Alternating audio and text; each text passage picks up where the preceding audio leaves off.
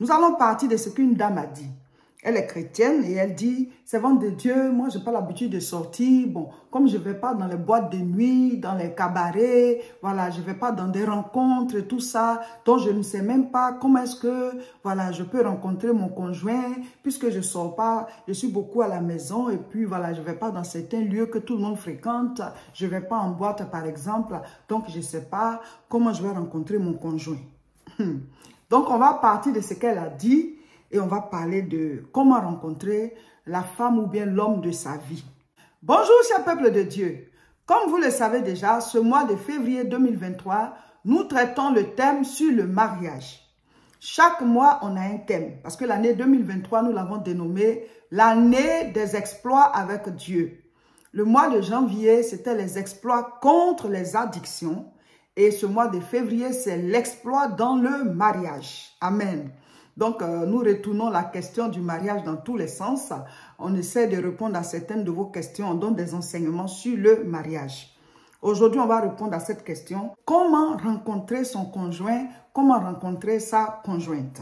Donc, notre sœur dit qu'elle n'a pas l'habitude d'aller en boîte de nuit, dans les cabarets, dans les lieux où on peut rencontrer voilà, des hommes ou des femmes. Donc, elle ne sait même pas comment elle va faire pour rencontrer l'homme de sa vie, comment elle va faire pour rencontrer en tout cas son conjoint. Déjà, j'aimerais dire que c'est même bien si tu ne vas pas en boîte de nuit, ma soeur. C'est déjà bien même que tu n'ailles pas en boîte de nuit. Parce que si c'est en boîte de nuit que tu dois rencontrer ton mari, ou bien si c'est dans un cabaret, déjà c'est dangereux. Hein? Parce que ça veut dire que vous deux, là même, votre vie spirituelle n'est pas comme il faut. On n'a même pas besoin de lire dans la Bible que la boîte de nuit, là, on ne doit pas y aller. Mais celui qui a le Saint-Esprit, là, il ne peut pas se sentir à l'aise dans une boîte de nuit. Il y a des choses, ce n'est pas écrit. Mais ton esprit te rend témoignage. La Bible dit, l'Esprit de Dieu rend témoignage à notre esprit que nous sommes enfants de Dieu. La Bible dit, ne vous mettez pas avec les infidèles sous un joug étranger. Donc, être en boîte de nuit pour rencontrer l'homme ou la femme de sa vie, ben déjà, tu sais à peu près à quel niveau spirituel est la personne que tu as rencontrée. Sinon, vous n'avez pas besoin de fréquenter des lieux voilà, où il y a la dépravation, des lieux où on s'en va pour pouvoir boire l'alcool, fumer la cigarette, causer de tout et de rien, sauf de la Bible. Hein. Ce sont des lieux où on ne peut pas parler de la parole de Dieu. Voilà, donc qu'est-ce qu'un enfant de Dieu va aller y faire? Donc c'est même bien que tu ne fréquentes pas ces lieux. Maintenant, les autres rencontres, ce n'est pas forcément les rencontres mondaines, mais les rencontres chrétiennes, bon là, tu peux y aller puisque là-bas, c'est la présence de Dieu. Tu peux aller à des croisades, tu peux aller à des conférences, tu peux aller à des retraites spirituelles. Ça, tu dois y aller. En tout cas, si tu as envie d'y aller, tu peux y aller, ce n'est pas interdit. Là-bas, tu vas édifier ta foi et en plus d'édifier ta foi, tu peux rencontrer d'autres chrétiens. Donc ça, c'est bien. Mais les rencontres des païens, là, la Bible dit de ne pas se mettre avec un infidèle ou des infidèles sous un joug étranger. C'est-à-dire, tu sors de la présence de Dieu, tu te retrouves quelque part que Dieu voilà, n'apprécie pas. Parce qu'on dit, ah mais c'est pas écrit dans la Bible que la boîte de nuit là c'est un péché. Mais la Bible nous dit quoi? L'Esprit de Dieu rend témoignage à notre esprit que nous sommes enfants de Dieu. Quand tu es en boîte de nuit là, le Saint-Esprit en toi, tu perds même ta paix. Parce que le Saint-Esprit en toi te convainc que tu ne devais pas être là. C'est comme ça. Et quand vous vous retrouvez dans ce genre de lieu-là, vous croyez que la présence de Dieu continue de vous protéger? C'est dans ces lieux que les gens prennent des coups, les gens les empoisonnent, des choses leur arrivent. Parce que ta protection spirituelle, les anges ne te suivent pas là-bas. Hein? Donc déjà, c'est déjà même très bon si tu ne fréquentes pas ces lieux-là, ma soeur. Ce n'est pas là-bas que tu vas rencontrer ton mari. Un homme que tu as rencontré en boîte de nuit. Mais c'est un risque. Ça veut dire qu'il va y aller souvent. Et même dans votre couple, il va te dire, mais c'est en boîte, on s'est rencontrés. Hein? Donc, par rapport à quoi tu veux qu'il soit très spirituel? Toi-même, quand tu l'as rencontré en boîte, là, c'est quelqu'un de spirituel qui est là. Donc, c'est déjà bien, ma soeur, si tu ne vas pas en boîte.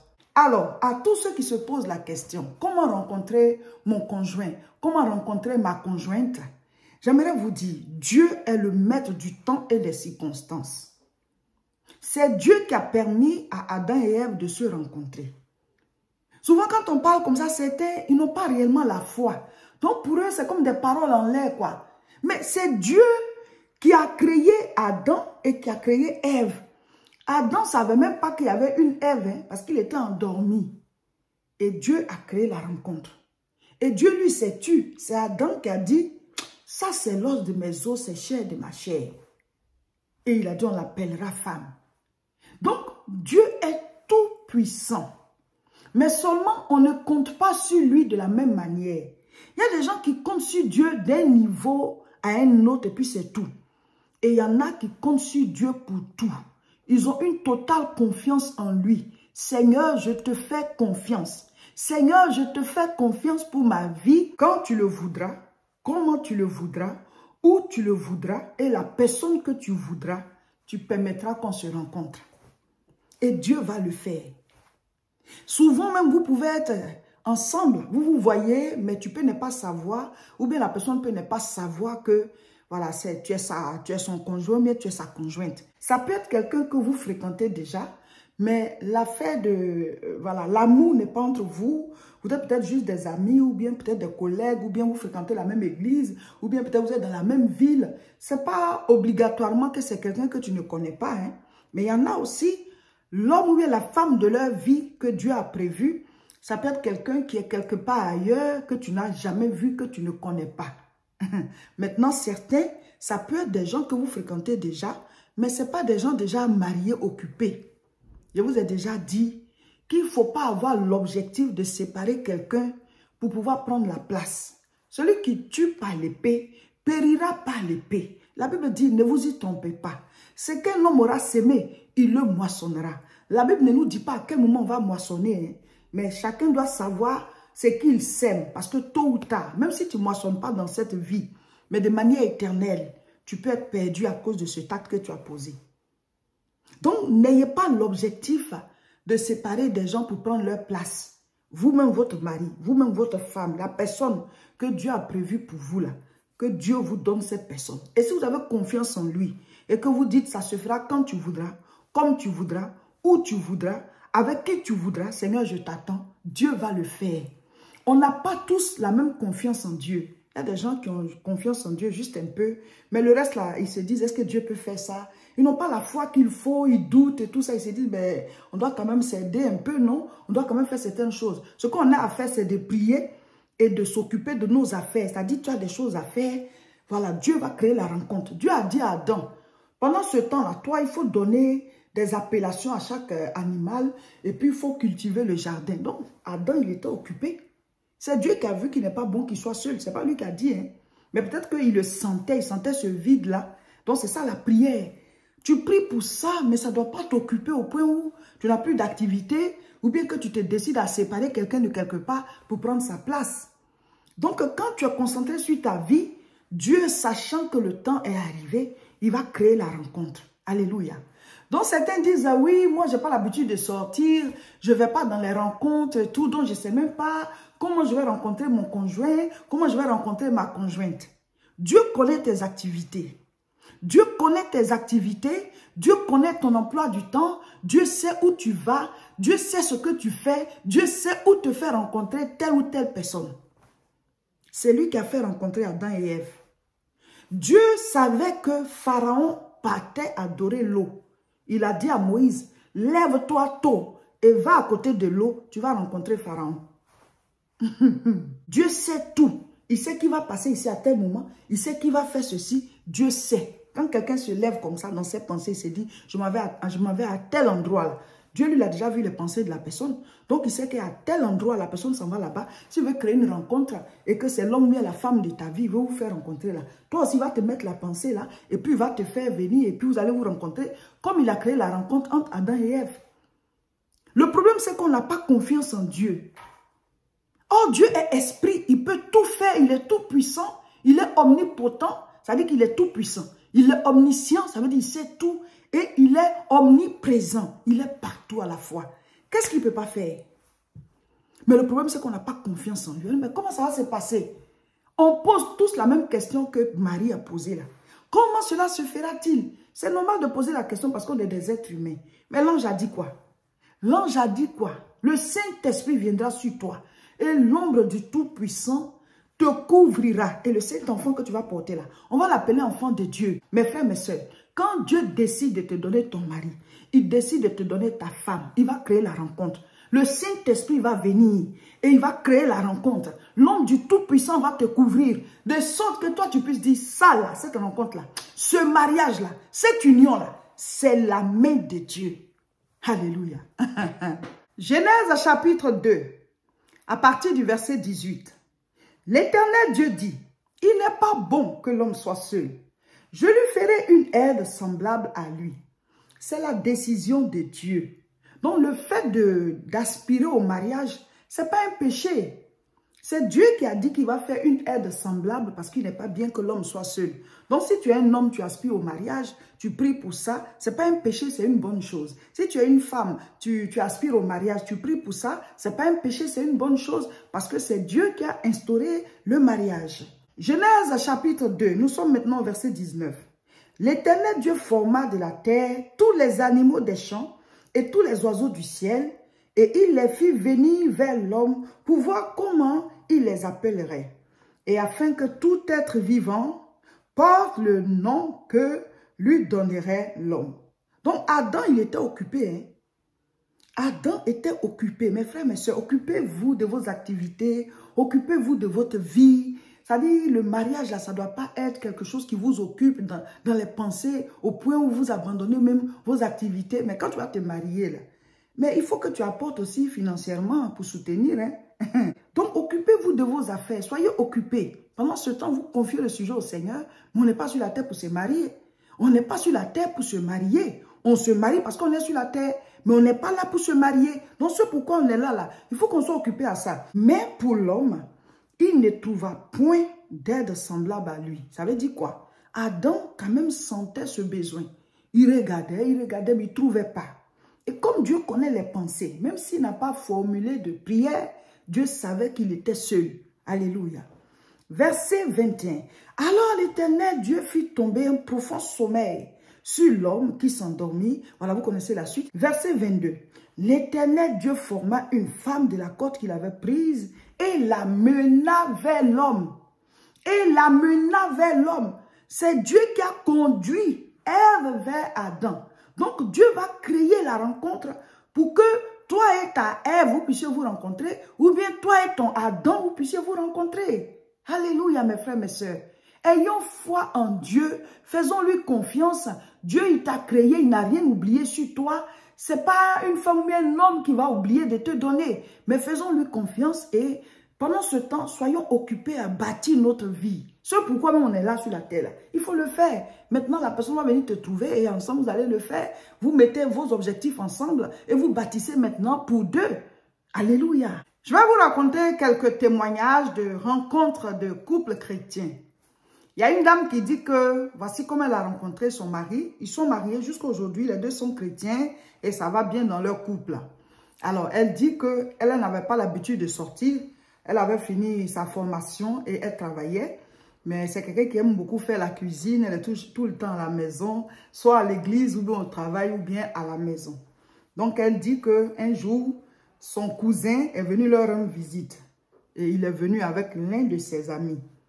Et son cousin, lui, n'est pas dans leur ville, il est dans une autre ville. Et là-bas, il est chrétien. Donc, ce monsieur-là et son ami là-bas, ils sont de la même église. Et donc, comme il venait dans cette ville-là, le gars est venu avec lui, il voulait visiter aussi. C'est comme ça qu'elle a rencontré son conjoint là. Le monsieur qui est venu avec son cousin là, c'est lui qui est devenu son mari aujourd'hui. Ils se sont rencontrés chez eux à la maison. Voilà, ils ont commencé à rigoler ensemble. Il a apprécié son plat puisque c'est elle qui avait fait la cuisine. Et avant qu'ils ne partent, ils ont échangé les contacts. Ils sont restés en contact. Et puis voilà, le mariage est sorti. Ils ont commencé à se fréquenter. Mais elle dit qu'elle n'a pas voulu avoir les rapports sexuels. Et lui aussi n'a pas demandé ça. Et voilà, parce que lui aussi, il veut être un bon chrétien. Dieu merci, mais il y a des gens là, tu les rencontres, ils disent ils veulent d'abord rapport sexuel. Non, non, non, non, non. Qu'est-ce que la Bible dit? C'est même le test que vous devez mettre en place. Si quelqu'un n'est pas capable de respecter ce que la Bible dit avant votre mariage, ça veut dire qu'après le mariage, la personne va te tromper. Hein? La personne va te tromper parce qu'avant même de t'épouser, la personne a voulu avoir le rapport sexuel avec toi. C'est valable pour les hommes comme pour les femmes. Une femme avec qui tu as fait une nouvelle rencontre qui veut déjà les rapports sexuels, attention, elle va te tromper quand vous serez mariés. Voilà. Donc, si la personne est capable de discipliner sa vie en fonction de la Bible, ben déjà, c'est une bonne personne. Et vous priez ensemble et chacun de vous demande la volonté de Dieu. Dieu doit vous confirmer ce que, voilà, ce que vous ressentez comme amour là. Dieu doit vous donner des signes pour dire que je suis d'accord. C'est Dieu notre Père, non? Quand on prie, on dit notre Père qui est dans les cieux. Tu ne peux pas te marier sans l'approbation de ton Père. Donc, il faut prier pour demander des signes à Dieu, que le Seigneur te montre des signes. Il sait comment parler à chacun de nous. Donc, elle, c'est comme ça qu'elle a rencontré son conjoint. Donc, dit que, comme je ne vais pas dans les rencontres, je ne vais pas dans les boîtes de nuit, je ne sais pas comment faire pour rencontrer mon conjoint. Dieu connaît le programme de chacun de nous. Il sait comment il va faire. C'est lui qui a créé la rencontre entre Adam et Ève. Même si tu es à la maison, là, si c'est là-bas que Dieu veut t'envoyer ton conjoint, ou bien ta conjointe, il va faire venir la personne. Mais je ne dis pas qu'il faut rester à la maison, hein, voilà. On peut aller dans les rencontres chrétiennes, même à l'église, même on peut rencontrer son conjoint, on peut aller dans des conférences chrétiennes, on peut aller dans des croisades, on peut aller dans des retraites spirituelles, mais il ne faut pas y aller dans le but de rencontrer quelqu'un. Toi, occupe-toi de ta vie spirituelle, occupe-toi de ta vie. Dieu va créer la rencontre pour que tu aies la bonne personne. Voici le témoignage d'un autre monsieur. Il dit que lui, sa femme, il l'a rencontré dans son lieu de travail. C'est pas sa collègue, hein. Voilà, il dit que là où il travaille, il est au guichet. Donc, je ne sais pas si c'est une banque ou bien si c'est à la poste, mais en tout cas, lui, il est au guichet. Et donc, la dame, elle avait l'habitude de venir. Et puis, un jour, il lui a rendu un service. Elle n'avait pas, je ne sais pas quoi là, mais c'est lui qui est allé chercher ça pour elle. Elle a rempli les trucs et puis il a dit, bon, finalement, comme je suis allé chercher ça pour vous, je vais faire tout le travail. Et c'est lui qui a fait tout le travail qu'elle était venue faire. Et puis, voilà, et elle était très contente. Elle a dit, bon, comme elle a l'habitude de venir dans ce service-là, est-ce qu'elle peut avoir son numéro? Comme ça, si elle vient, au lieu de souffrir, elle va l'appeler. Il dit, ah, mais non, il faut tomber, quel que soit sur qui tu tombes. La personne peut faire le travail, parce que lui aussi, souvent, il partait en mission et tout ça. Elle dit, ah, ok. Donc, il a dit, ok, il a quand même donné son numéro. Et elle dit, ce jour-là même, elle lui a donné de l'argent. Hein. Il dit, donc, c'est pas payant, c'est mon service, c'est mon travail que je fais. Donc, elle dit, non, mais tu as vite fait mon travail aussi. Donc, c'était comme ça, une inconnue. Et donc, ils ont échangé les contacts. Elle lui avait fait cadeau. Donc, chaque fois qu'elle vient dans le service, avant de venir, elle appelle, est-ce que vous serez là aujourd'hui? Donc, il dit de fil en aiguille, c'est comme ça qu'ils ont commencé à se fréquenter. Mais Dieu merci, lui, il voulait d'abord se marier avant d'avoir les rapports sexuels. Souvent, on dit, ah, mais est-ce qu'il y a des chrétiens qui veulent attendre après le mariage? Il y en a. Le Seigneur dit, on ne colle pas un morceau de drap neuf, voilà, à un vieux drap. Si tu aspires à ça, tant que tu n'as pas trouvé ça là, ne te marie pas. Dieu, sachant que c'est ce que tu attends là, il va te donner la bonne personne qui comprend la vie chrétienne comme toi. Comme ça, on ne va pas te coller un morceau de drap vieux et puis ça va se déchirer après. Il dit, on ne met pas du vin nouveau dans de vieilles outres. Donc, là, le genre de personne spirituelle que tu veux avoir là, toi deviens cette personne-là. Dis au Seigneur, si c'est pour ne pas me marier, que je ne me marie pas. Mais je ne vais pas accepter quelqu'un qui veut avoir les rapports sexuels avant de rentrer dans le mariage. Il y en a qui disent, mais si on n'essaye pas, comment on va faire? Est-ce qu'on ne sera pas surpris? Vous n'avez pas confiance en Dieu. Vous n'avez pas confiance en Dieu. Dieu va te donner quelque chose. Je ne dis pas que la personne sera parfaite. Hein. Mais ce que tu veux voir d'abord, là, vous avez vu jusqu'à combien vous ont marié? Combien vous ont épousé? C'est ça. En conclusion, c'est Dieu qui a créé la rencontre entre Adam et Ève. C'est lui qui a amené Ève vers Adam. Et Adam a déclaré que c'est la chair de sa chair, os de ses os. Donc, mes frères, mes sœurs, Dieu sait où vous passez, ce que vous faites, votre emploi du temps. Dieu sait tout, il connaît tout, il peut tout. Donc, faites-lui confiance. Ne vous enquiquinez pas, ne vous inquiétez pas, voilà, par rapport à la rencontre de votre conjoint ou de votre conjointe. Vous occupez-vous de vos affaires, bâtissez votre vie, ayez votre vie de prière, soyez connectés au Seigneur. Ne vous inquiétez pas des circonstances de la rencontre. Dieu s'en charge. C'est Dieu qui s'en charge. Faites-lui confiance. Amen. Voilà, chers frères et sœurs, c'était l'édification du jour. Le Seigneur est le maître du temps et des circonstances. Il peut permettre que chacun de nous rencontre son conjoint. Comme il a fait pour Adam et Ève, il a amené Ève devant Adam. Il va créer la rencontre avec ton conjoint, ta conjointe. Mais pendant ce temps, toi, sois concentré sur ta vie, bâtis ta vie comme Adam était en train de le faire. Il était au boulot, il donnait des appellations aux animaux, il faisait ce que Dieu lui a dit de faire. Bâtissez votre vie et pendant ce temps, portez en prière. et le Seigneur va vous faire rencontrer la bonne personne.